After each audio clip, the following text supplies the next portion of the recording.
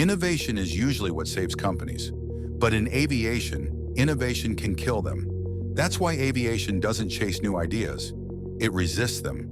Touchscreens, automation, radical designs. Most of them are delayed. Some are rejected entirely. Not because engineers don't understand them, but because aviation understands something else. In the air, being wrong even once is unacceptable. Before a new idea is allowed anywhere near passengers, it must survive years of skepticism, testing, documentation, and proof.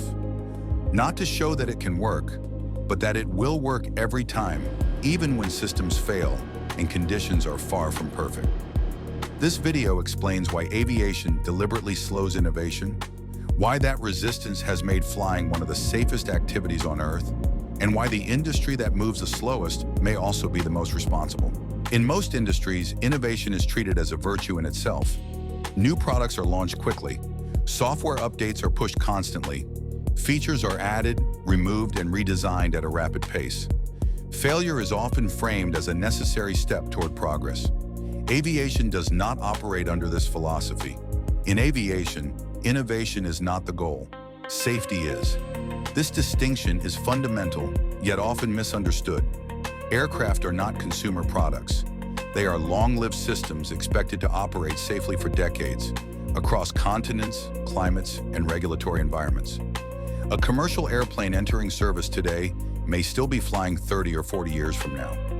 During that time, it will carry millions of passengers, flown by tens of thousands of pilots, maintained by countless technicians, and operated under constantly changing conditions.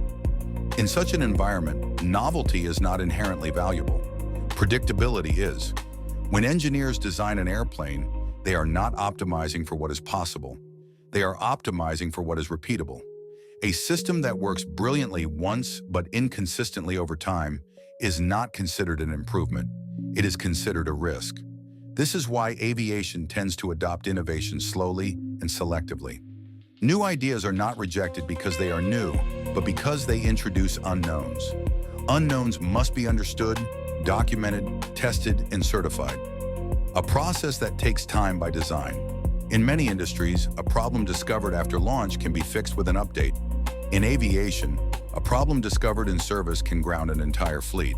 The consequences of being wrong are so high that aviation prefers to wait until uncertainty has been reduced to the lowest possible level. This mindset often frustrates outsiders. Why does aviation still rely on technologies that seem outdated?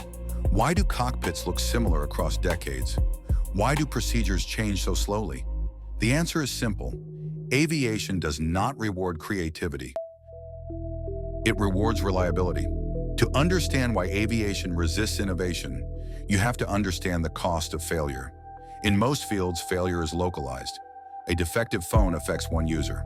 A software bug may crash an app. Even in automotive engineering, recalls are expensive but manageable. In aviation, failure scales differently. A single design flaw can affect hundreds of airplanes simultaneously. A misunderstood interaction between systems can exist silently for years before being triggered. When something goes wrong in flight, there is no safe place to stop and reboot.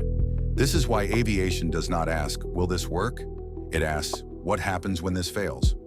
Every new technology introduced into an aircraft must answer that question convincingly. Not in theory, not in ideal conditions, but across the full range of realistic and unrealistic scenarios regulators can imagine.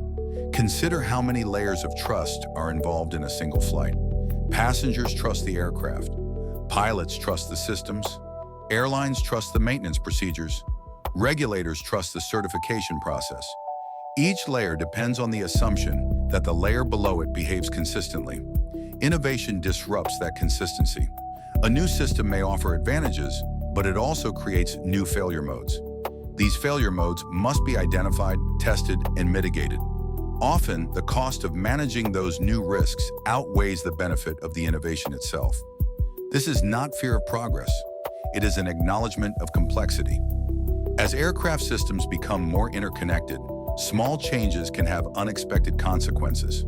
Aviation learned long ago that complexity must be introduced carefully, and only when the system as a whole remains understandable. An airplane that is slightly less efficient but fully understood is safer than one that is more advanced but poorly understood.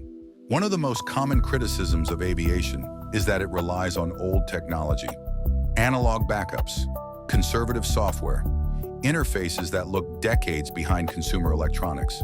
But what looks old from the outside is often mature on the inside. A mature technology is one whose behavior is well understood. Its failure modes are known. Its limits have been explored. Its quirks are documented. Pilots and engineers know how it behaves not just when everything works, but when things begin to degrade. This maturity is incredibly valuable. When aviation adopts new technology, it often does so incrementally. New systems are layered on top of old ones. Automation is added, but manual control remains. Digital displays replace analog gauges, but the information presented remains familiar. This gradual evolution allows the industry to gain confidence without sacrificing predictability. Contrast this with industries where disruptive innovation is celebrated. Rapid change often brings rapid obsolescence. Systems are replaced before their long-term behavior is fully understood. In aviation, long-term behavior is the primary concern. The goal is not to be cutting edge. The goal is to be dependable. Certification is often where innovation meets resistance, not because regulators oppose progress, but because certification demands evidence. Evidence must be repeatable. Repeatability takes time. Every new idea introduced into an aircraft must be traced through documentation. What does it do? How does it fail? How is that failure detected? What happens next? How is the crew informed? How is the situation resolved? These questions must be answered not once, but across hundreds of test cases. Innovation that cannot be clearly explained cannot be certified. This is why some technologies take decades to reach commercial aviation. It is not that they are technically impossible. It is that they are operationally uncertain. Certification favors systems that behave consistently, degrade predictably, and communicate clearly. Any innovation that complicates those goals faces intense scrutiny. From the outside, this can look like resistance. From the inside, it is discipline. The final irony is that aviation's resistance to innovation is precisely what allows it to adopt innovation safely. By slowing down, aviation gains understanding. By demanding proof, it reduces uncertainty. By favoring predictability over novelty, it builds trust. This is why flying feels boring, and why boring is good. Every rule that seems unnecessary exists because someone once asked, "What if this fails?" Every limitation exists because someone explored what happens beyond it. Every delay in certification represents uncertainty being resolved before it reaches passengers. Aviation does not hate innovation. It simply refuses to accept it without understanding it completely. And that philosophy, slow, cautious, evidence-based, is the reason millions of people trust airplanes every day without thinking twice.